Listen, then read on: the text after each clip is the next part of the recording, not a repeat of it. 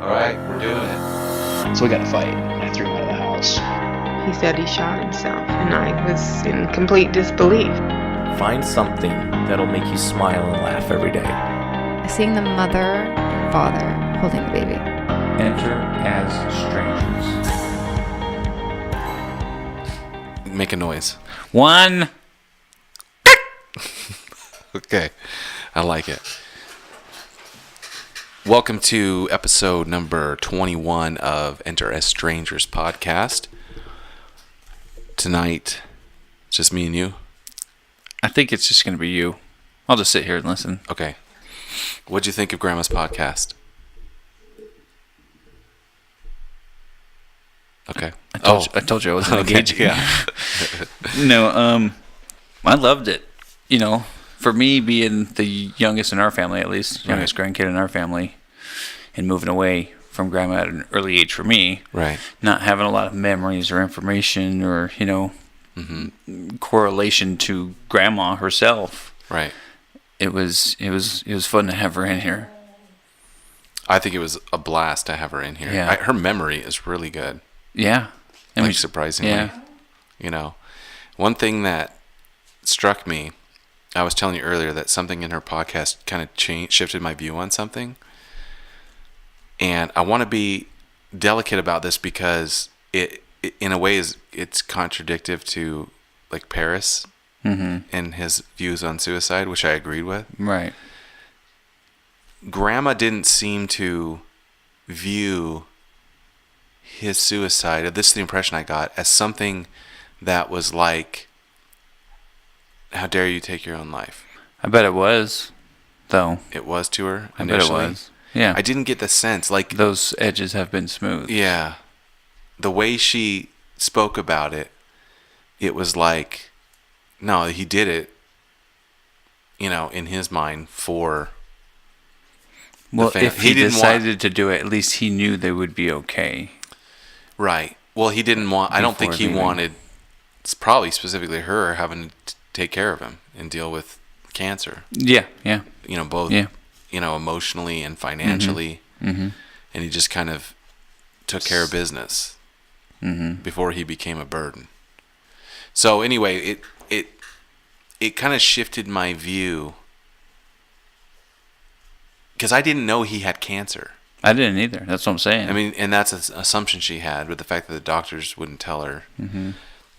I didn't know that, and knowing that has kind of changed my perspective because I think nobody told me this, but I think I just assumed, I got the idea in my head that he killed himself because he was depressed. That's what because he was tired of life. That's what I had always assumed, just from what, like I said, I don't remember Grandpa two shits from Sunday. Right. Right. Only knowing him or seeing him a few times until I was 5 years old, but... I'm not saying that he wasn't depressed or wasn't sick of life. Yeah, no, there probably was some of that. But the idea that the cancer, it was like, all right, I'll just take care of this so that it doesn't take care of me. I don't know, it kind of shifted my view of that situation. Yeah. It lightened it a little bit for me, I think. Totally. And again, probably just an assumption I had always made when I heard the stories in a roundabout way. I just always assumed he just started the car in the garage and was sitting in the car. I didn't know he had a cot out and laid down in there. Yeah, and I didn't know any that of those either. it puts a real visual in your head when you hear those stories. When we have Bill on, we'll have to maybe have him tell this story. But I was going to ask Grandma, but I probably will screw up the details, so I didn't really want to get into it. But according to, I think I heard this from Grandma at one point, but it came about by Bill. Apparently at one point, a lot of the siblings were in town or at the house, and Grandpa talked to them. So anyone that's listening to the family, if I'm getting this wrong, I apologize, but I'm pretty sure I heard this story, that he took, Dad included and Dennis and stuff like that, as he talked to them about when I'm gone, X, Y, and Z, and they actually went to the place where he killed himself beforehand, and no one put two and two together. But I guess years later, Bill somehow put two and two together and was like, he was telling everybody where he was going to be. They were down there at that building having the discussion of when I'm not around, take care of this, take care of that, whatever it was, whatever that conversation Right. was. So That's interesting. and that Bill was like, he was telling everybody. Bill wasn't there because Right. they weren't, they were too young to be included in that. But anyway, yeah, it kind of changed my perspective on things. But I'll tell you what, someone sent me, somebody, I think it's a cousin of grandma's or something, had commented in the podcast, about her memories of growing up in Iowa, Right. with her around and stuff like that. But I'll tell you what, another person messaged me and said, who was that? Jim? No, I thought originally, but Jim messaged me something about when I threw that race. Owens Brody said something to me too, because he was over at my house the other night. But anyway, someone said, "Man, your grandma's one tough lady." Yeah. Right? And when you think about that, riding in the back of that, do you remember that vehicle? Yeah. I do have It's a faint, iconic. I believe at You've least. probably seen it in pictures. Yeah, that's probably what I have seen it. But Was it red? it was orange Fainted and yellow. red and It was orange and yellow, or red and yellow, or two-tone, something. right? Yeah. Yeah. But to drive across the Right. majority of the country in the back of a car, To camp out for 2 months or more, like that's a huge thing. that's hard. People weren't soft back in the day, Dude, We're so you wouldn't even soft. consider that now. No, You I would- mean you you wouldn't wouldn't have to anymore, really. I mean, you might. But there were motels back then. Yeah, but when you got 9 kids and Well, she shit. had 6 at the time. Oh, that's true. But still, even 6. Yeah. Dude, the other thing that makes 100% sense, and I'm almost ashamed a little bit that I never had considered it, at least in recent memory, but when we were kind of asking her about Uncle Hal, and I was asking her about how that affected her, and she brought up, well, I had another son that I had to make sure. Right. I don't know why I never really processed that before. It's like double hard, right? Because you've got to grieve your son, I never. but you've had also that got to take perspective care either. of the one that was part of the accident. That has to actually ultimately the one living with the aftermath, the only one, Right. or the closest one. Of course, Right. Grandma's living with the aftermath too, and the Yeah. rest of this family. But Well, and I'll just say this. I've questioned saying this on the podcast, but because I thought about it that time and I kind of danced around it, and you're giving me a look. But I'll say this, because Bill said this to me one time. He said there was an accident, and our dad was involved in that accident, which took his brother's life. And Bill said one time, it's amazing that your dad is not totally fucked up from that. That he, yeah, for the most part for all parts, was pretty, hard worker. always handled this shit. There you go. Always handled his Really? shit. Good dad, provider, and all that stuff. And through experiencing something like that, you know what I mean. So it's like it's a credit to him, for that. But like when Bill said that one time, I'm like, yeah, no shit, man. Think of, and I don't mean this to sound bad in any way, but if it had to happen, and it did happen, and I don't know, I could be way off base here at the same time, but if you were able to, the lesson you could find within it, the situation, and at such a young age, To find the lesson. to find the lesson in it in a way that, and maybe it is that shit just isn't so serious, and that's never been one to get worked up super quickly, right? Yeah, and pretty reserved and quiet, Right. for understandable reasons. Yeah. Well, yeah, I mean, it's weird because we think of tragedy or trauma as something that probably 9 times out of 10 has a negative effect on us as we get older. It has a weight to us as we get older. But the idea that it totally in this situation, made him the man he is. You know what I mean? Mm-hmm. And for maybe more positives than negatives. I think in hindsight, Yeah. absolutely. Yeah, so that's the whole pain body thing, right? How we deal with things in the moment that they're going on, it will have a huge impact on us later. either for the positive or for the negative. So anyway, we got a little deep there, but Yeah, we did. But it was a really good podcast. It was cool to hear, those stories. And what's kind of cool is, like, I brought up Grandma. This is such a dude. I'm the most scared I've ever been. Grandma going to work at night, right? And the house would be empty. I don't even know if Grandpa was there or not. I don't remember him being there. But we used to play this game, me, Bill, and Spencer, where we would. It seemed like I was always the one getting it done too, which was terrifying. But all the lights off in the house, okay, in a big old 2-story house, but we just play downstairs. You lay in a blanket, and the other two wrap you up in a blanket, and they start dragging you around the house, so you have no idea where you're at. Okay, once you stop moving, you've got to count to 50, right, and then you can come out of the blanket.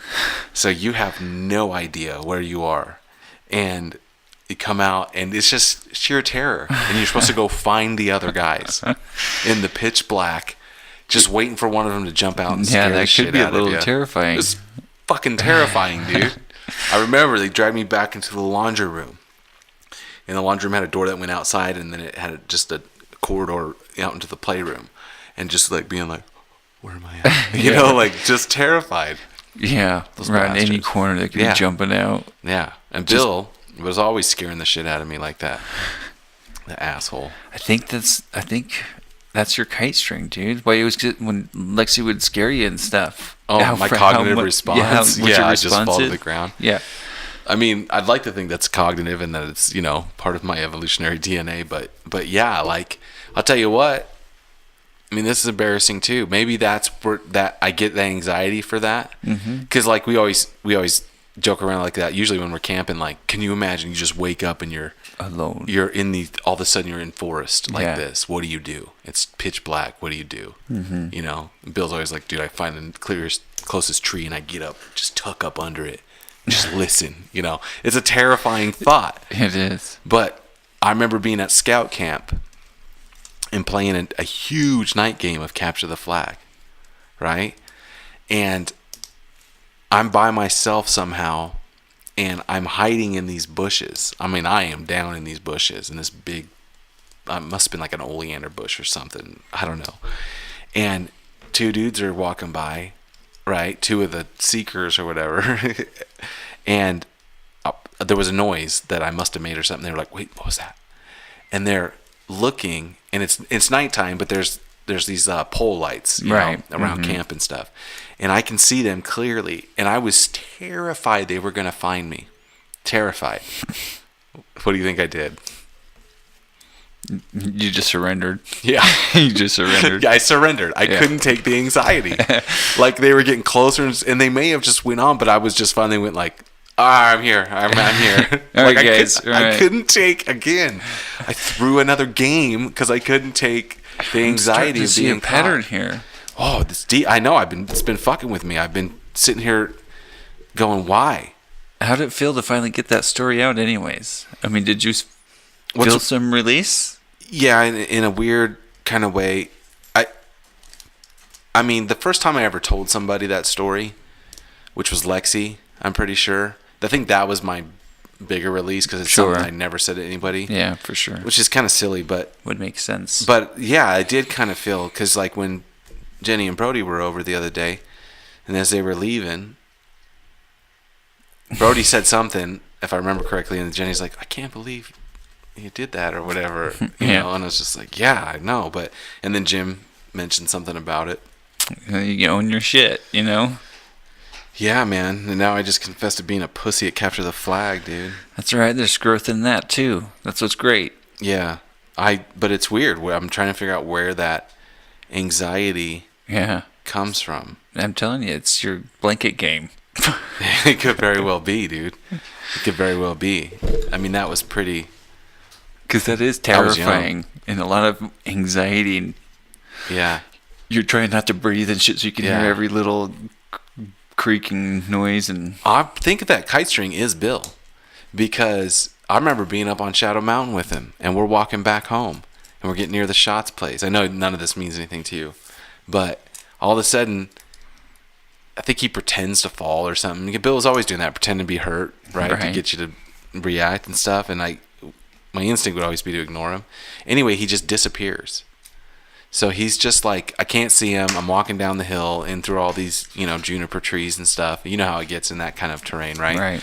And I can't see him. And I know he's going to jump out and scare me. And I'm talking out loud. I'm like, I know you're out there, man. I know you're out there. And but there was that constant anxiety. Oh, that's what it was. When I come around a corner, he's all laying on the ground on a pile of rocks like he had tripped and fallen. Like, oh, dude, what happened? And I'm like, whatever, dude. But yeah, it's Bill. Jumper, Yeah. I'll throw this rock at you. Yeah. That story. Yep. That story's defined our relationship for years. Jumper, I'll throw this rock. Jumper, at you. I'll throw this rock at you. We were down messing around on these. I think they were septic tanks, concrete septic tanks or something. They were stacked on each other down on some property somewhere, and they were pretty tall. There was a couple of them stacked up, or at least as a little kid, they were pretty tall. Yeah. There was a pile of sand off to one of them, and so we climb up there, and Bill jumps off, and I'm afraid to jump off, and he picks up a rock. See, he would tell the story totally different. He picks up a rock and says, "Jump, or I'll throw this rock at you.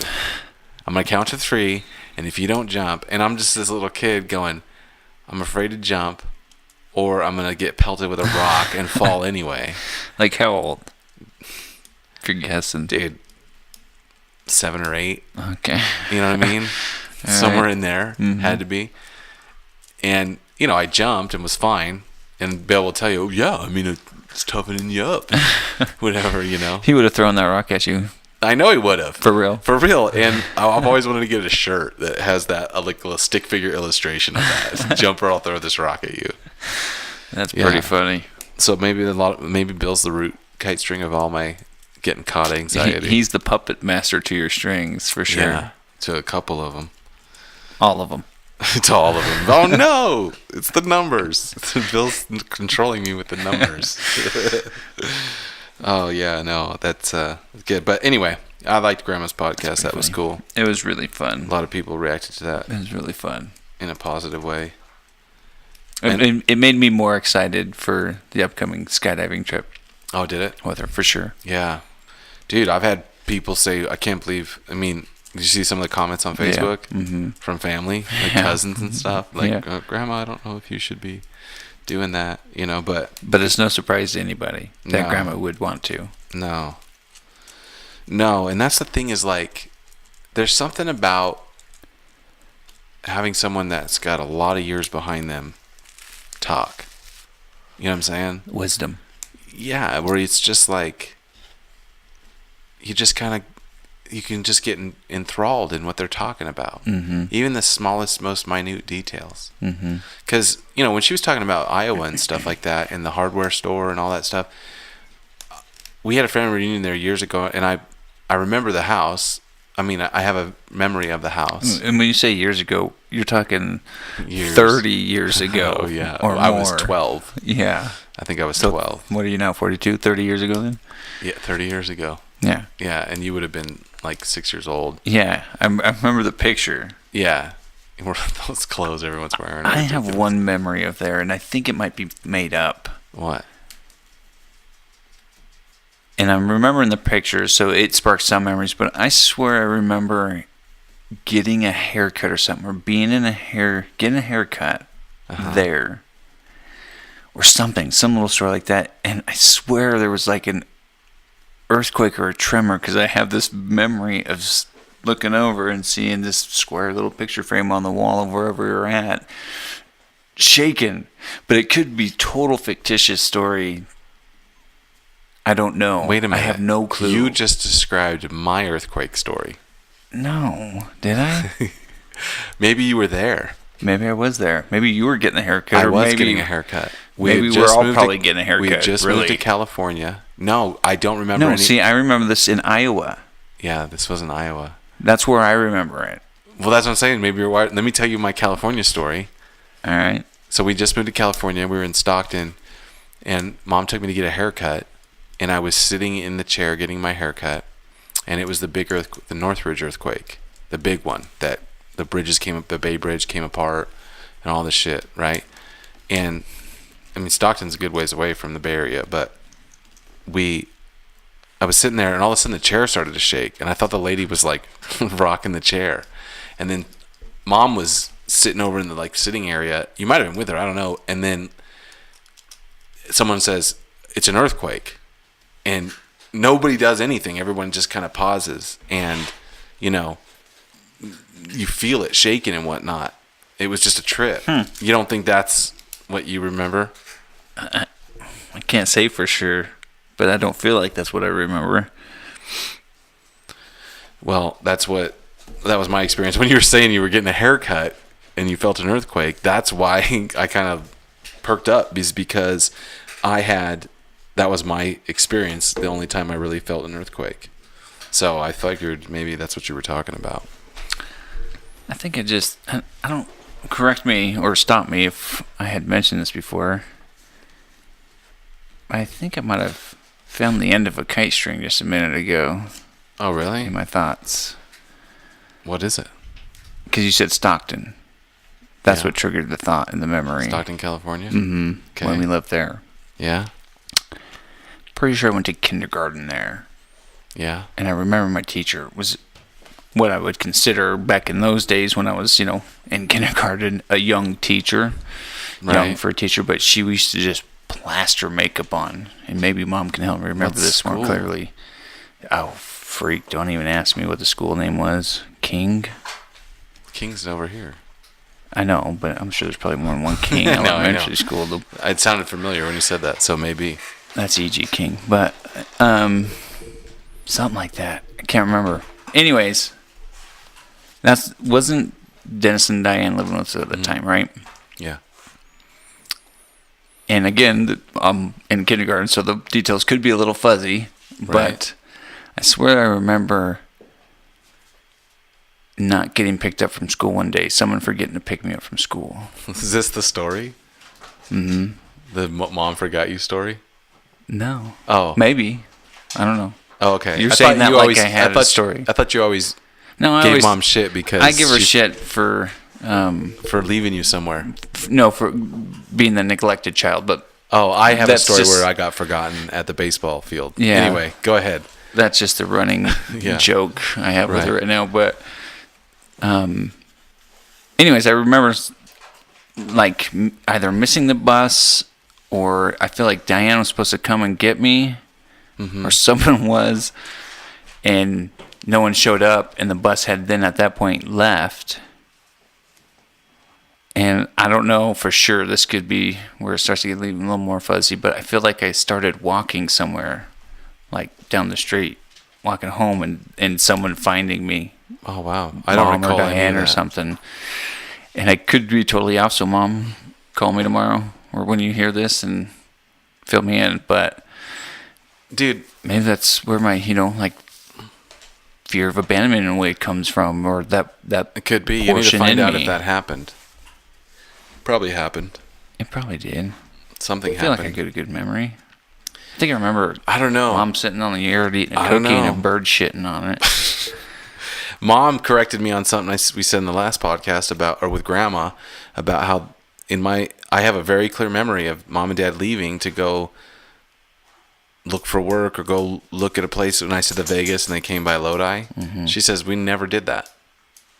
As a matter of fact, and I'm like, no, you did. I remember right before we moved, you guys left to go. And she's like, no. So Well, someone's memory's flawed. I know, and she's just so matter of fact, and I think I'm default to her because she was older at the time and probably remembers better. But I swear to God, dude, and I've been telling that story forever. You know, what if I made that up? It's highly possible. That's the I've way been it telling that works. story forever. We fill in the gaps. Yeah, yeah. Moving from Arizona to California was. You were lucky, dude. Let's just put it that way. What do you mean I was lucky? Because you were just little. So what's that got to do with anything? Because, dude, doing that when you're in junior high, going to a totally different place, totally different culture. Listen, don't talk to me. This is where I just give Mom shit all the time for being the neglected child in a way. What do you mean? And I even talked to, when I was talking to a psychologist once about it, it's funny because he's like, whoa, that's kind of crazy. What? 7th grade, a different school. 8th grade, a different school. 9th grade, a different school. The most developmental years adolescently. But I'm in 3 different schools every year. It's always a new situation. It's always new people. It's always the hurdles you're getting over being the new guy. So 7th grade was here, though. No, 7th grade was Woodbridge. Oh. 8th grade was Central. 9th grade was Fairfield. And then 10th grade, high school. Why'd you go to Central? Because, that's where Tim had gone and Herb, was... No, that was high school there. But Yeah. Tim was there, and that's, visiting here. That's where all the friends I knew at this point in time went. Well, but if you were in the same grade with your friends, but you weren't because you went to Fairfield.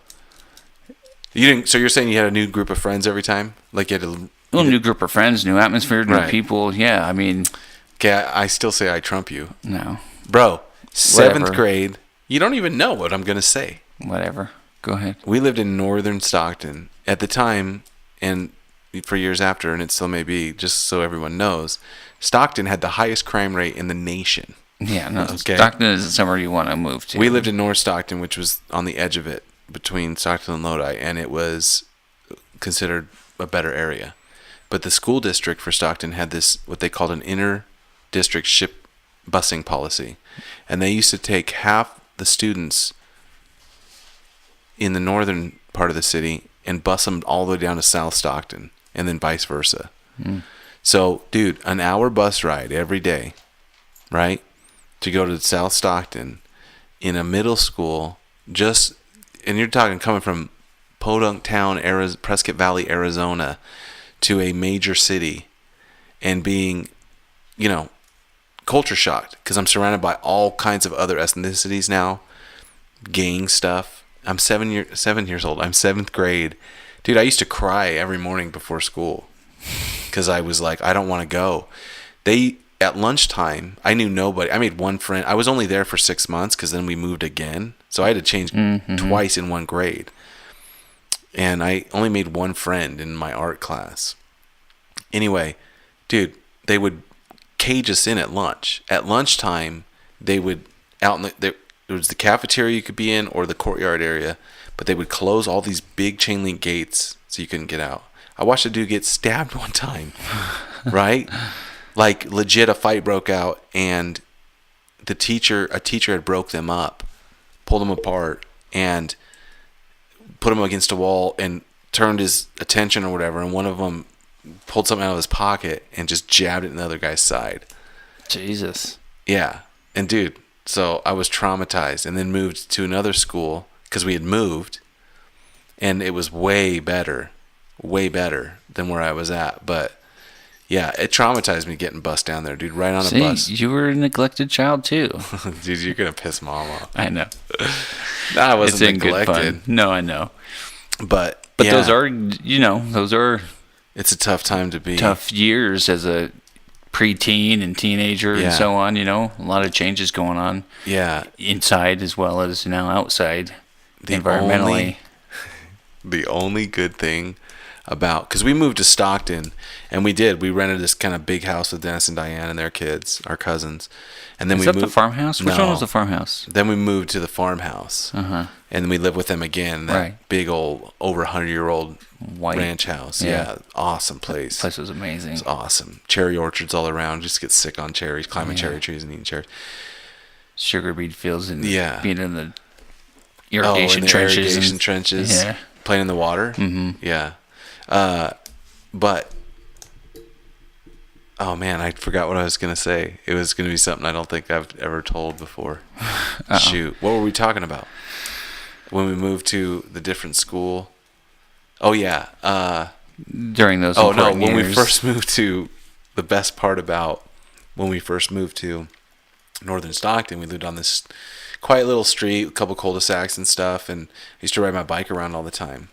And we had neighbors that, and one of the neighbors was an older teenage girl. Mm-hmm. I mean, probably 17, 18 in there. And she used to take her shirt off just in front with the window open. So one time it's dark, but I'm out playing in the front yard. Mm-hmm. I'm like riding the skateboard out because there was a cul-de-sac right across from us, our front, coming around. I'm coming around in a front-facing window, and she's doing the typical pull the shirt off her head thing, and I was like, "What?" You know what I'm saying? She used to do it all the time. It was the only perk. I was a peeping Tom, I guess. Yeah, it's funny. You were. I'm pretty sure she knew I was out there. For sure she did. It's just trouble. Absolutely. But yeah, moving was. You got teenage daughters, by the way. Or one now, but yeah. Shut up, dude. Sorry. Yeah, moving's hard, man. Moving's hard, and those are formative years for sure. So you experienced the same thing, just coming to from California to Utah. Mm-hmm. Yeah, man. Yeah, there's definitely something to be said for being able to be with the same group of people. Well, and there's a duality of everything too. Being the new guy's not always the bad thing. It's got its shit and Yeah. the obvious, but there's also the perk side of things of having a fresh light and people not knowing who you are and so on. And there's good and bad to it, but I'd say that it's really hard when you're a kid to deal with that kind of thing. I mean, agreed. This dumb shit you do too to try to fit in is ridiculous. Because I wanted to eat my ear pierced so bad because everybody had their ear pierced when we were living in Stockton, and I was going to that school in 7th grade, and Dad was like, "No." Mm-hmm. And I remember like taking an old clip-on earring that Mom had, and I broke off the decorative piece where it was just metal loop, and tried to like see if it would look, if you could tell it was a clip-on. That's so dumb, dude. I fucking cut my ear because the edge of it was sharp. It dug into my ear and shit. So that's dumb. pretty funny. Yeah, so dumb. We do some pretty silly things. Yeah. Who's our next guest? I don't know. Who do you got?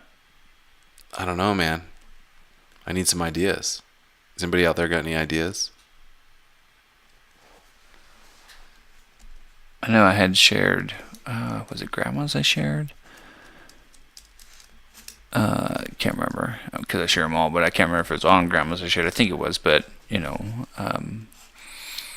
Brody's friend, the kind of organizer of the Helping Hands, Jody. Oh yeah. Had commented about, man, I need to come see you guys. Oh, you know what it was? It's funny. It was one of those silly posts where it's like, no cheating, comment with the third pic, the last picture you took or whatever in your gallery, right? Where it's just randomness. And it happened to be the one of you and I with our headphones on right here when I was showing the true image flip. Yeah. She had seen that and commented on that. She's like, oh, I still need to come talk to you guys. I was like, yeah anytime.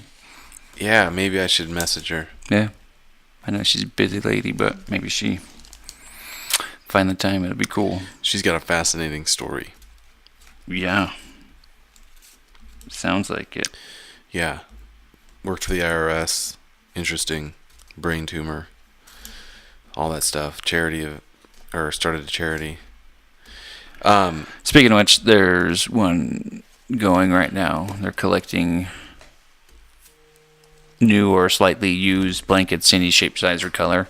Oh, for the homeless. The Helping Hands one? With the Helping Hands before Christmas time, and then we go hand them out. So if you got any, or anyone listens got any, shoot a message on Facebook or something. Do you know the website name? Well, the Facebook is Helping Hands. Helping Hands page, and they're out of Ogden, right? Yeah, I believe so. But you can get a hold of really me or this podcast or just hit us up on Facebook. Any admin or whatever. Yeah, we can get it taken care of for sure. Just get them in the right hands. So we kind of did a recap of Grandma's podcast. And thanks, Grandma. Thanks, Grandma. If she gets hurt, are you gonna feel bad?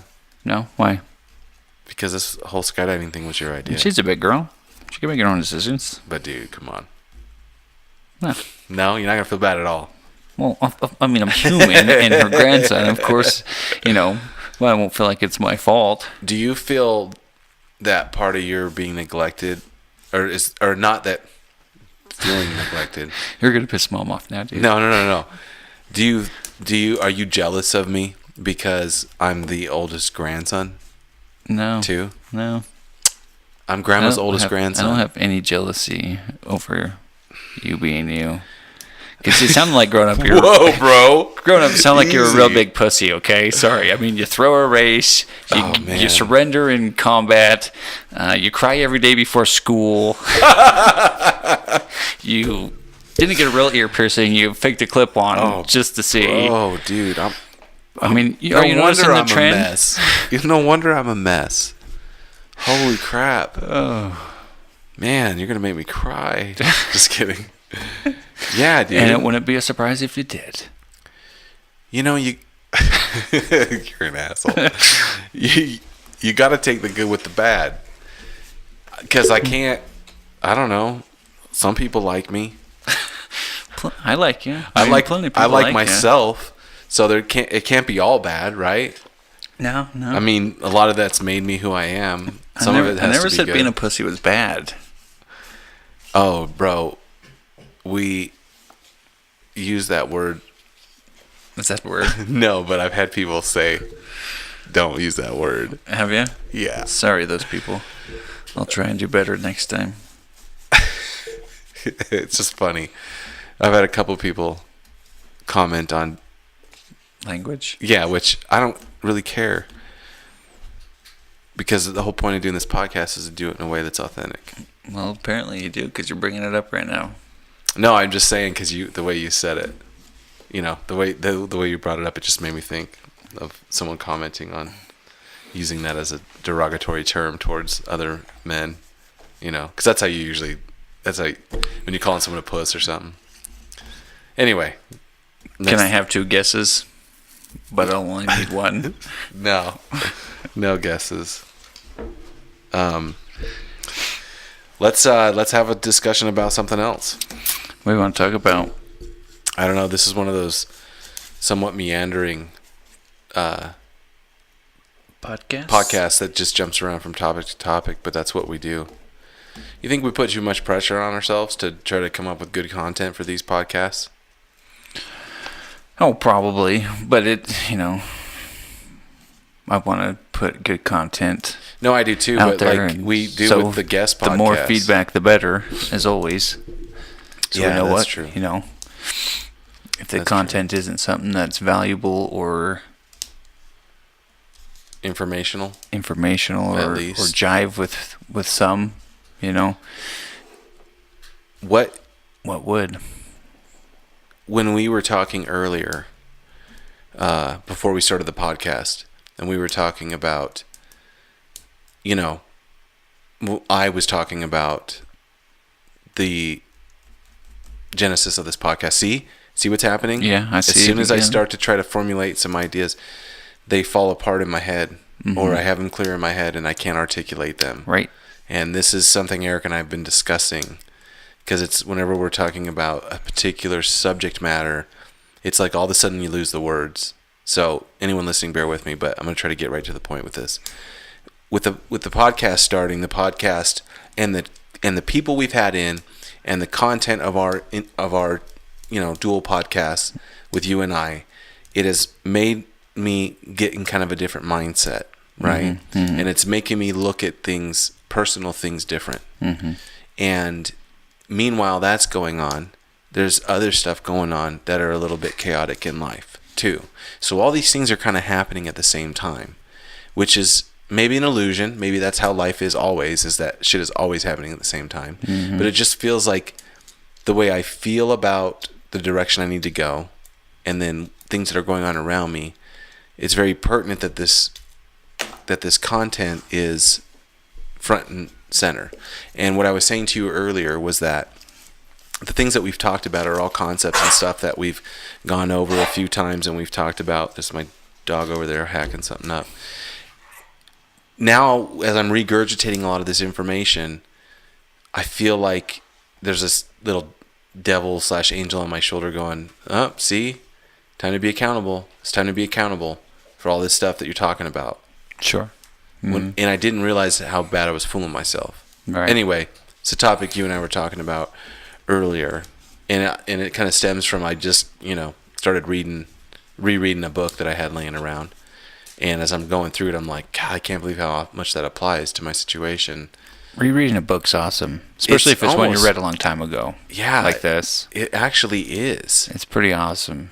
The new insight you get from it, or Because you'll go, oh, it's the I same remember information, that. but you have a better way of relating it. That goes back to, like I was saying before, you now have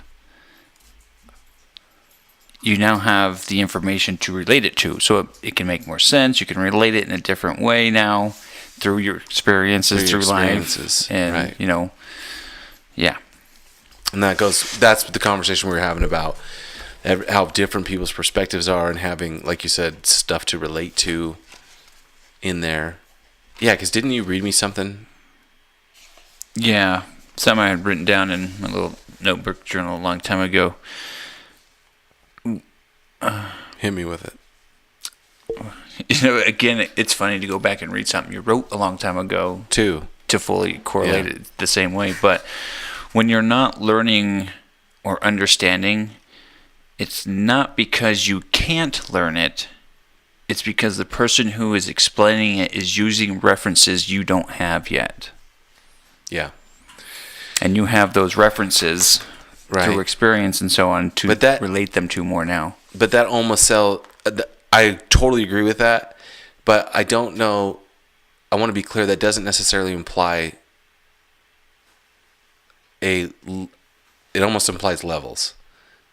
Like, no, it's just informational. Right.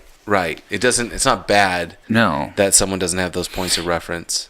They probably do. They're just different points of reference. Points of even reference. can be sometimes just a communicative error and this goes back to what we were talking about the other day, I think, on the podcast, about neural pathways and certain words. And there's a neural pathway that your brain takes to get to the word, microphone. And it's different than the neural pathway my brain takes. Mm-hmm. And so there's all this subconscious information going on. So we have a totally different relationship with the word microphone. And that's a real simple example. But yeah, that's a good point. That's an important thing to remember when you're having a conversation with somebody. Communicating with anybody, really. Of any kind of substance, Mm-hmm. Especially of substance. That's when it's really important to keep that perspective in mind, that you both may be coming from totally different references, or points of reference, or reference points. Well, I mean, think about how many times throughout your life and people how many times you get frustrated in a conversation because the other person just isn't quite grasping it in a way, or understanding what you're saying.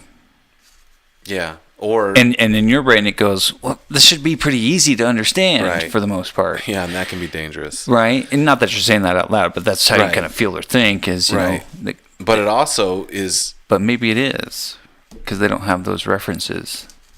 Yeah. It's not, and no one's calling anyone dumb by or maybe any means. You don't have those references. Or I don't know what that other person's references are to communicate it in a way. Right.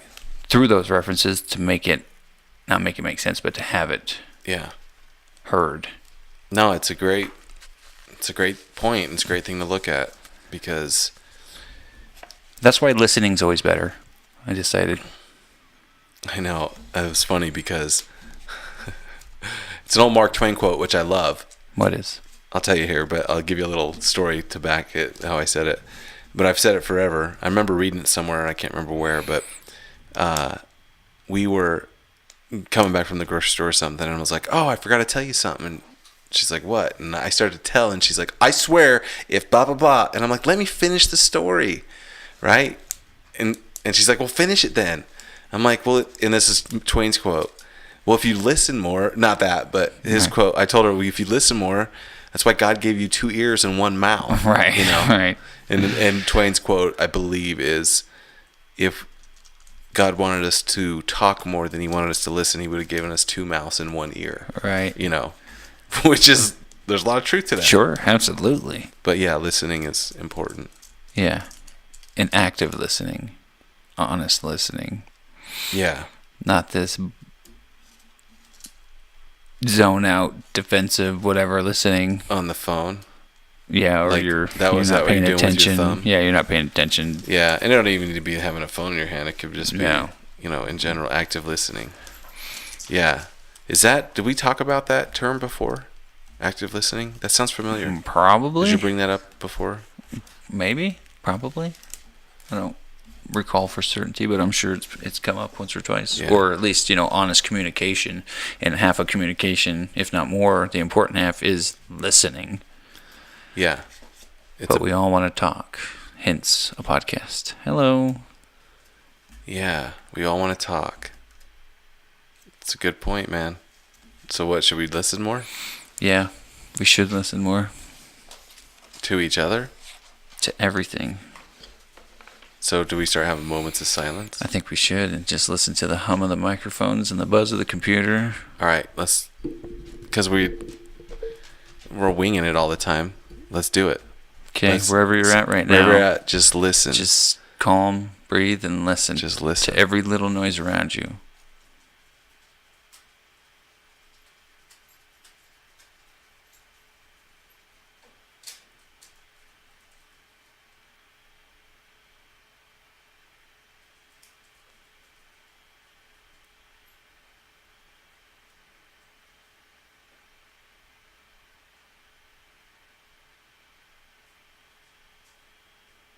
Whoa.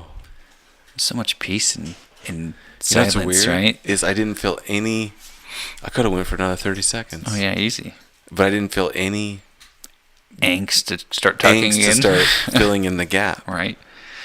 And I was also kind of tripping on the fact that anyone listening with headphones is listening to their environment and our environment. Right. Right.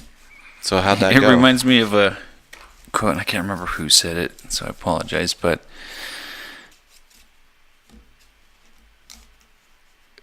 a question to, something that they pose to ask yourself, kind of, especially in those moments of crisis and heated and argumentative or whatever it might be. Does it improve upon the silence? Does it improve upon the silence? Right. Does what you're about to say improve upon the silence? Oh, if it's quiet already? Right. I mean, silence is. well, let's say if you're talking, Mm-hmm. there's no silence, but is what I'm going to say going to improve upon? I get what you're saying. I'm just taking it too far. Yeah. I get what you're saying. Just leave it at that. That's a great quote.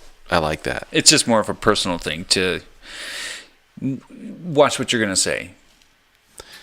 Essentially, Yeah. be mindful of what. Well, and it goes of the words it you kinda, speak. It kind of goes to that 7-second thing Right. in a way too. Totally true. So, the book I'm rereading is Wisdom of the Peaceful Warrior, which is a companion book to Way of the Peaceful Warrior. Mm-hmm. And I forgot, which is really cool, the author Dan Millman does, and I subscribe to it, man. His whole thing, like a lot of his books all tie together in the story format, right?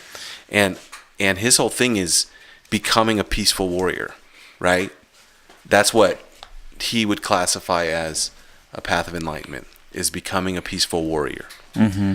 And I won't go into detail of what exactly that means, mainly because I'm just starting to reread it, so I'm still trying to grasp the whole concept. But the idea of the peaceful warrior and what that means, it's like I kind of attract to that concept in a way, as a teaching tool, right? Yeah. I need to. These are the things I need to do to become a peaceful warrior, to become a warrior, to attack life, to defend life, I don't know. There's something about that kind of. Or the peaceful side of it. Yeah, no, that side too. That's what I'm saying. It's an oxymoron. The non-reactive side of things, non-combative. That's a peaceful warrior. Right. Where there is no combat needed. Well, there's, and it's even more complex than that, because Well, it always is. I'm kind of flipping through, because I was going to bring it up to you earlier, and then we just got sidetracked, and I didn't, but I had a quote marked out that I was going to read to you from the book about, the path of the peaceful warrior and kind of a definition of that, but as I'm stalling here because I can't find it, and it's really not that important anyway. It was just an interesting thing, but anyway, the whole point of me rambling on was that I've kind of, I don't know, man. It's just really, it's really been good for me to start rereading this book. I don't just bring up a lot of stuff. It makes me want to get to other ones. Even if it's information you've once taken in, It's totally different. Oh, well, yeah, no, it is. It's totally different. It's just like we were saying, right? The points of reference have changed. Mm-hmm. That's why. Go ahead. Like all the. Sorry for the term, everybody, but gurus or life coaches or whatever. A lot of them constantly be learning, constantly be taking information every day. Make sure you're taking information, whether that's through a podcast, reading a book, watching a clip, whatever it might be. I think it's huge. It's a huge step, and it's probably an easy step that most, you can do. You can carve out 20 minutes a day, right? Yeah, I mean, especially like a podcast style where you can be multitasking at the same time. It's that with anything, though. It's 20 minutes of exercise, 20 minutes of whatever, right? Right. It's easier said than done, but this is the thing. I often wonder, because I'll go through phases where if we just generalize and we call, I don't know, maybe I don't go through phases because I'm always got to be doing something, and that something usually is a project, or whether it's a project or reading a book or whatever, but taking in different information. I really believe in that. I don't second guess myself on it. I know I'm being very vocal about this right now because this is one of my new things I'm trying to do, is not excuse my thought process, right? Good. Yeah, but I know that learning things is better for my psychology, for my emotional state, your emotional health, my emotional health. Yep. Learning new things, whatever it is, always taking in new information, which for me, typically, if it's just straight information, usually revolves around kind of science and right. That kind of thing. But I don't know, man. I want to clarify something, and I think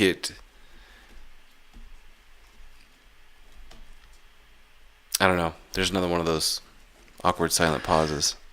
That's okay. The other week, I said on a podcast that learning this stuff, there was a sense of ego in it where you just wanted to not stop sharing it with people, but you stop proselytizing it.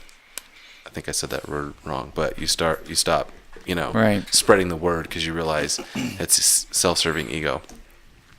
Somebody called me out on that statement and said, you shouldn't, or said, I don't agree with you that you should not share your experiences, which I didn't feel like is what I was saying at all in that podcast.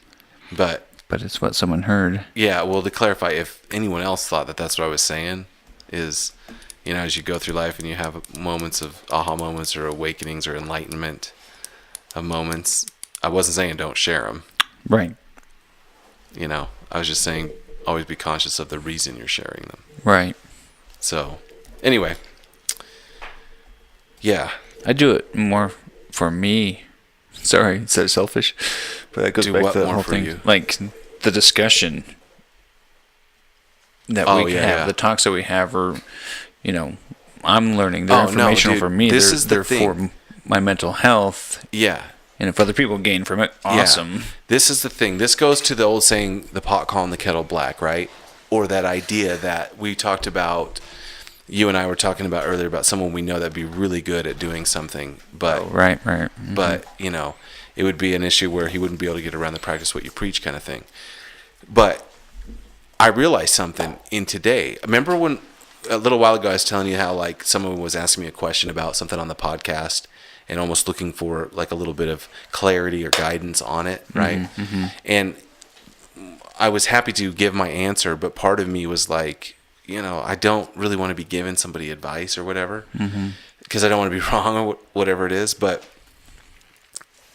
I realized that it's just a self-serving, because even if I am not practicing what I preach in what I say to somebody, sometimes when you're focusing on someone else's situation or someone else's problem, so to speak, you can see it differently, and so you can articulate Most- what may be going on. And most then definitely. but I'm hearing myself say these words, and it's super beneficial to me too. Right.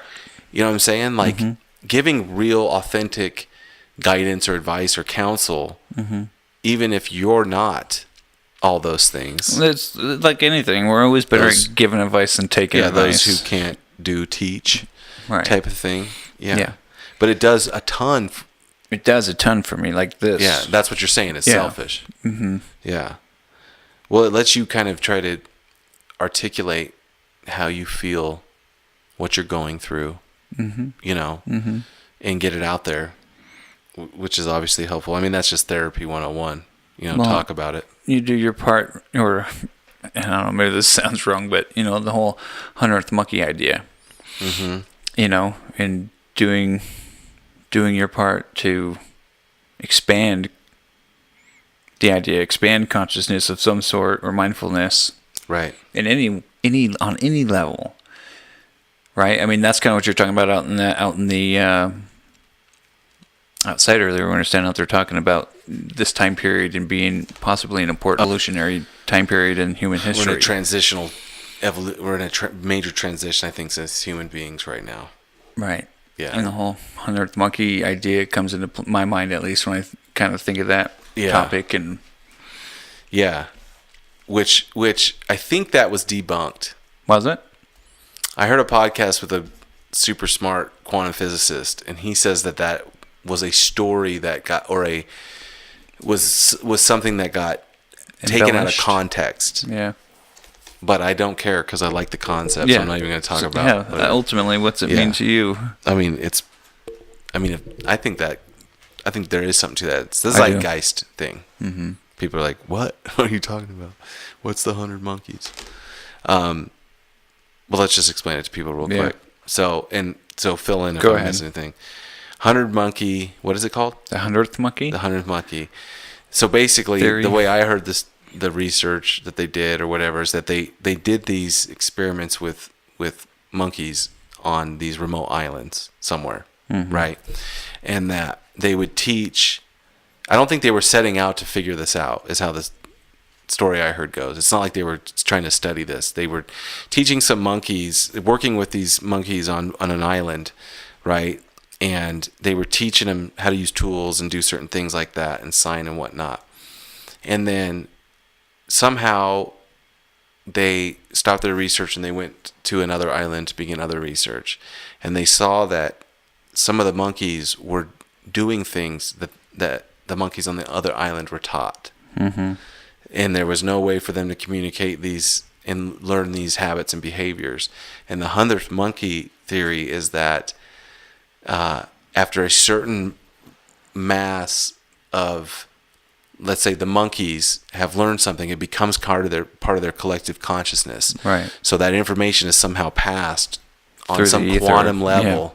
Well, I mean, quantum physics, Right. the dual particles. Absolutely. Boom, right? Exactly. In those monkeys. So the idea that once things, and that's the whole 4-minute mile. It's right. the belief systems.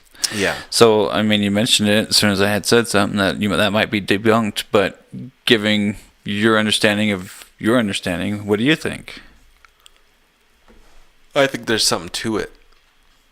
I think it's true. I think that I don't think it's very cut and dry that way.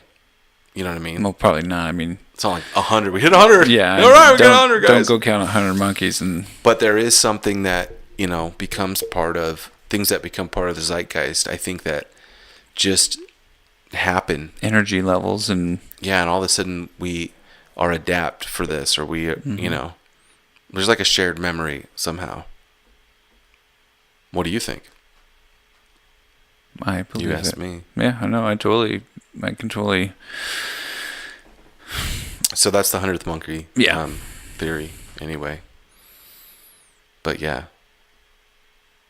Boy, that was a little bit of a rabbit hole. Yeah, it was. Sorry.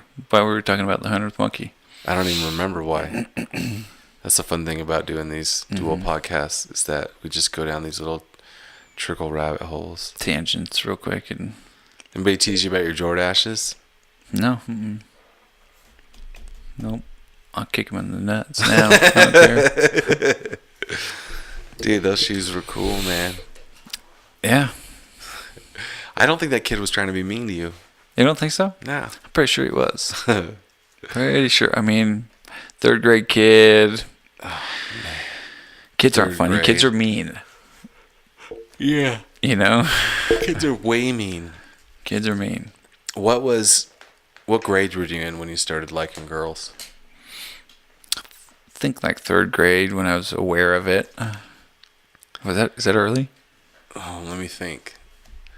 No, because there's some really messed up people out there. Yeah. Well, that you started liking girls? Yeah.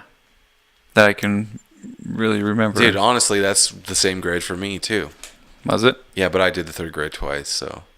Was it the first time or the second time? First time. Tess. A lot of people don't know that about me. Wow, I'm learning out about all sorts of things about you myself. And Do you wanna we've been hear my- brothers my whole life? I know, dude. You know what's weird is a lot of people don't know this about me. It used to bother me so much as a kid. You And got in held high back? school. Yeah, so let me tell you what happened. You skipped and then you got held Hey, back, let right? me tell the story, Oh, buddy. sorry. Went to kindergarten. Easy. Must have not been ready for kindergarten. Didn't do too well. And I don't know how you don't do too well in kindergarten. God, I must have been an idiot, dude. Anyway, I bet you, God, dude, kite string. I think I just found a kite string. See? I didn't do too great in kindergarten. And they put me in something called pre-first. I went there. You did? Mm-hmm. Which is in 1st grade. It's like kindergarten and a half or something. Mm-hmm. I remember my pre-first class and my pre-first teacher. That's so crazy. Anyway, I did well in pre-first, whatever that means. And to catch me up with my age group, I skipped 1st grade. And I did horrible in 2nd grade. I can remember Miss Statler, 2nd grade. How old are you in 2nd grade? How old's Dax right now? Boy, no, 5? you're 7, Like 7. I think. God. So I did horrible in 2nd grade, and they weren't going to pass me, but they did. Went to 3rd grade, Mrs. Kane, coolest teacher ever. And I didn't do well at all. Because I was behind, I don't know what it was. And they failed me. I got failed. And I remember they wanted to put me in with a different teacher again. And I remember, no. Got to have you, Mrs. Kane. It was the best thing that ever happened to me was failing 3rd grade. Because the second time around, I was the smartest kid in the class. I was the fastest at times tables. I got it. And then from then on out, I was a pretty good student.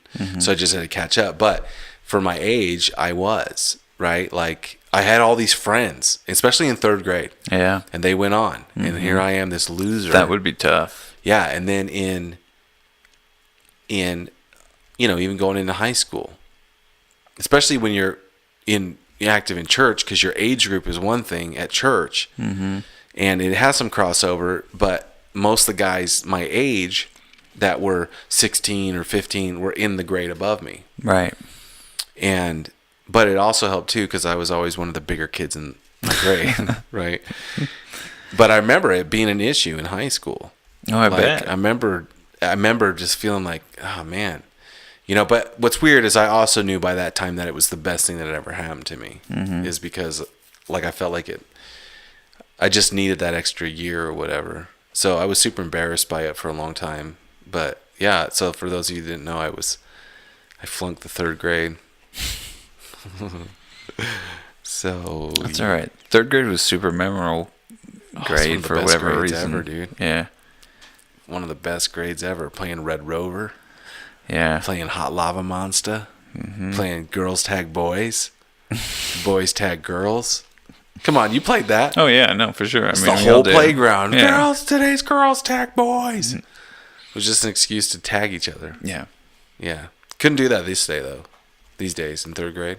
I remember, was it 3rd grade or 4th grade? Can't remember. Lakewood, though. I remember his parent-teacher conference night.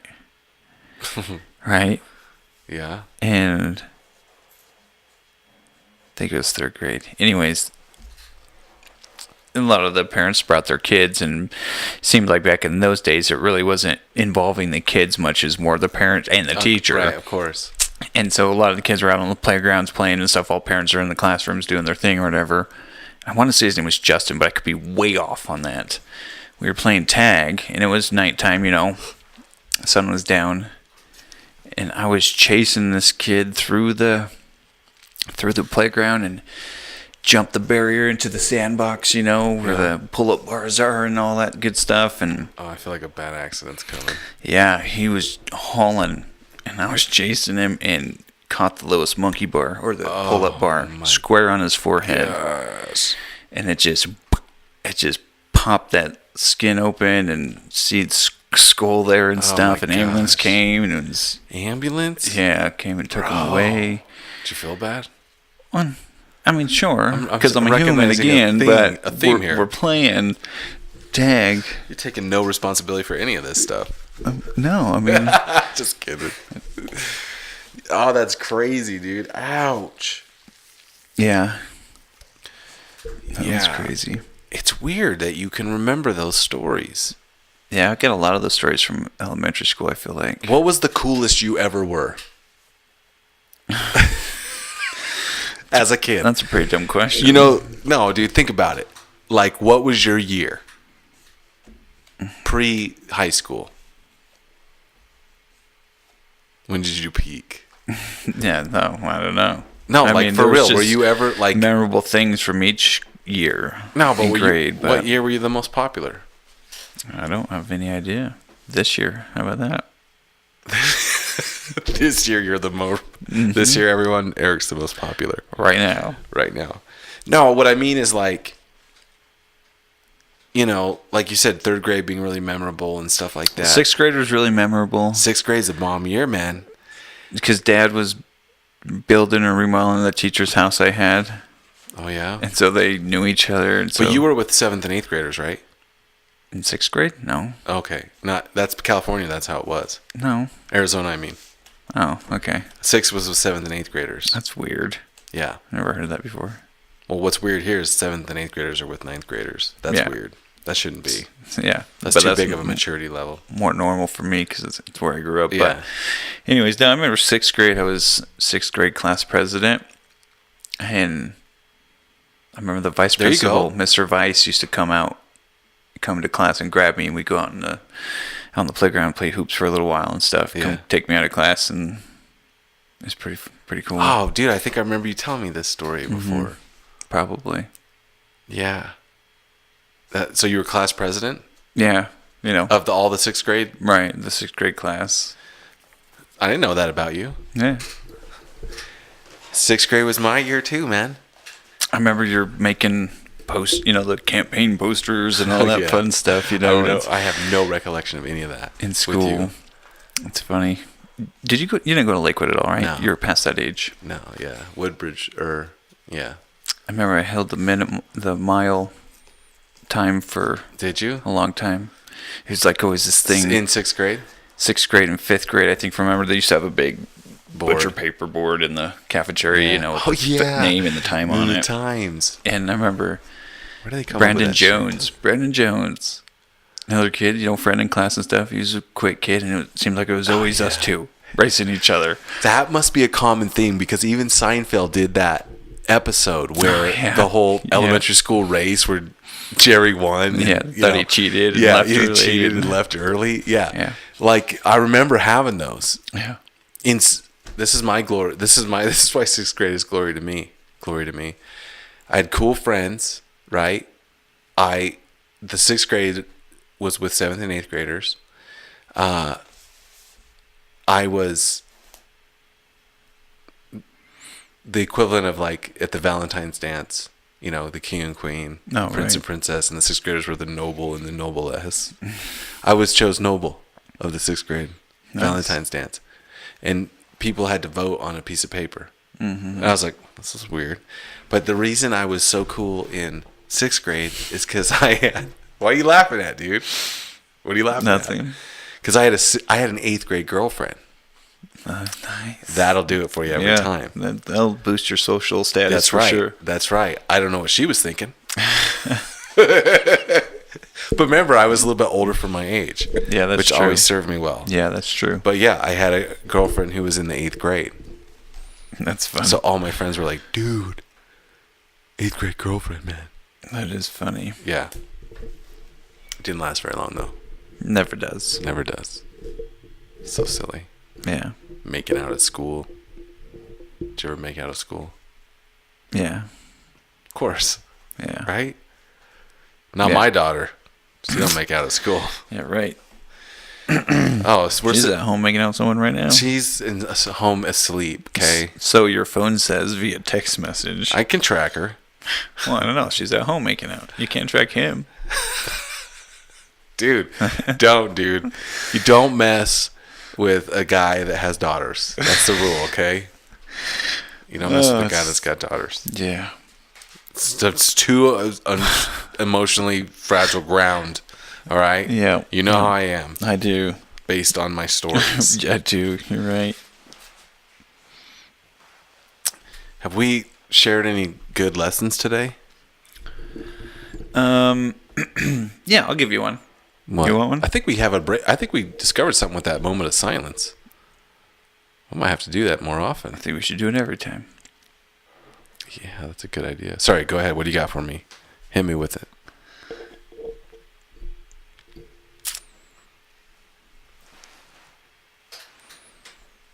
I heard this the other day, Okay. and it made a lot of sense instantly, and it's so simple. All right. But I try to keep it in mind that the state of worry is negative meditation. It's meditation in reverse. All right. Let me think about that. That's pretty boom. You know what I mean? That's so true. I think about what that does. The amount of time you spend worrying about something is a meditation. It is a negative meditation, and think about, why do people meditate to begin with? To calm thoughts, calm themselves, find peace, yada, those things, feel better, get clarity. And think about the actual positive benefits that can come from meditating. Yeah. I mean, it's everywhere around you. It's the duality. It's the balance. Yeah, it's everywhere around you. Now think of that in the reverse. That being a negative meditation, that energy, those vibes you're sending out way more, because we worry more often than anything. Yeah. I heard a stat that 70 to 90% of people's self-talk in their head is negative. And we've talked about it before, the negative bias we have as a creature to begin with. And it seems like a real key to that is truly accepting that fact about yourself and about people.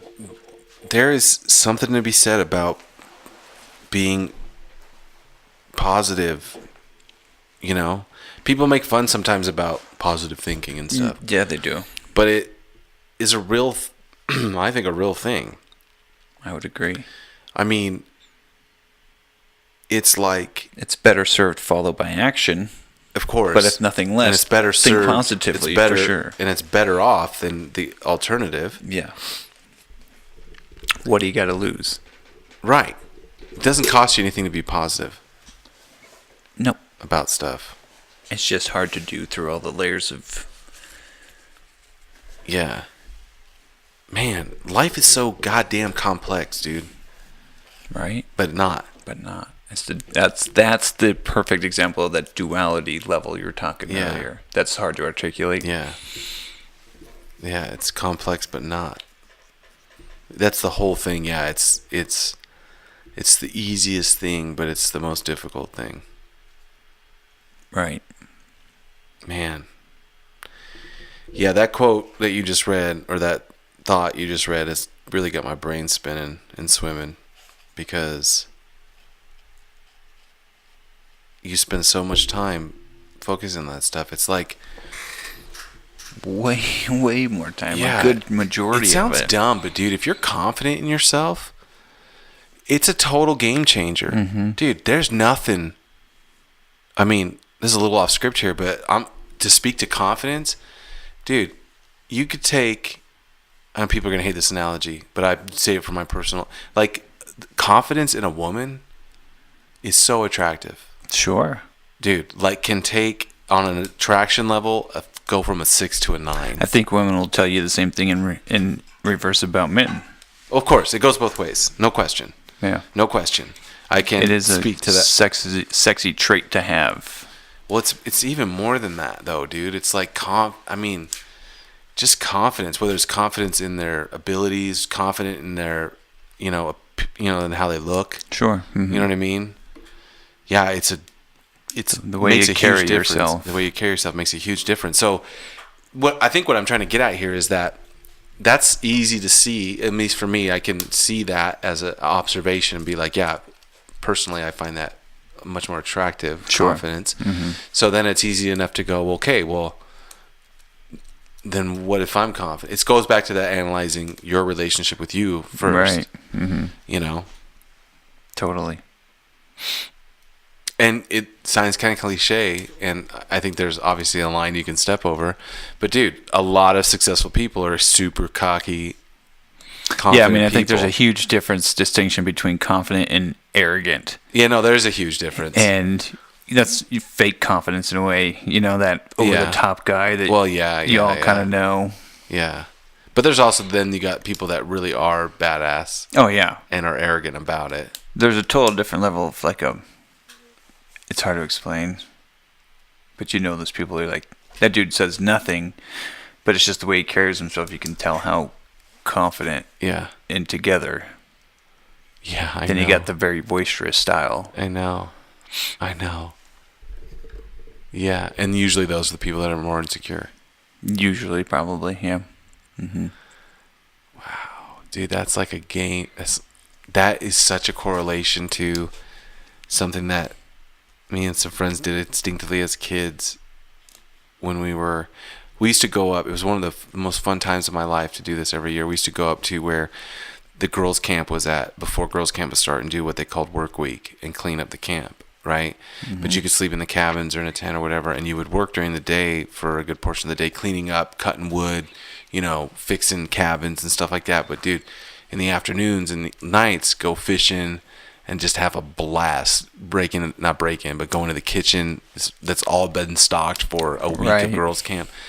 But this was a service thing. So me and Darren and Jared and sometimes other people, we go up there for the whole week and we just hang out and work the whole week. Well, every now and then other groups would come in as part of the service project. So one time we were there ruling that camp, man. We were there 2 weeks, ruled that camp. Man, we'd go out fishing every night. A group from Stanford University came in, a bunch of students, and they were there to stay for a few days and do work and what is part of some group or whatever. And we started to kind of watch. Now we're 14, 15 maybe, right? And these are 19, 20, maybe some 18-year-olds. But it seemed a lot of, just big age gap. Yeah. Sort of, until I pulled out the guitar and some of those college girls. No. But we started to automatically assign them. I think unknowingly, we created a hierarchy. We noticed a hierarchy within these students because we started to call certain people by certain fish names, right? Like there was a bunch of catfish, big mouth bass, and there was trout. a bunch of catfish, right? And catfish, I can't remember the association, but there was one dude we called the Sturgeon, and he was like a really nice guy, long blonde kind of surfer hair. He was probably a little bit older than the rest of them. He wasn't cocky or arrogant or anything like that, but he was definitely the alpha. Because we called him Perch. These other dudes were like, whining about shit. We called them Perch. But what's weird, I don't know why I'm getting off on the subject, but I just found it interesting because, we recognize his confidence. You know what I'm saying? Right. So I guess the whole point of that is to be confident and see where it gets you. Got anything else? Nope. See our moment of silence in there? That big gap? Is that it? Yeah. Sweet. All right, everybody. That's it. Another wonderful podcast. Thanks for being here, Thanks Eric. for joining. All right. Later.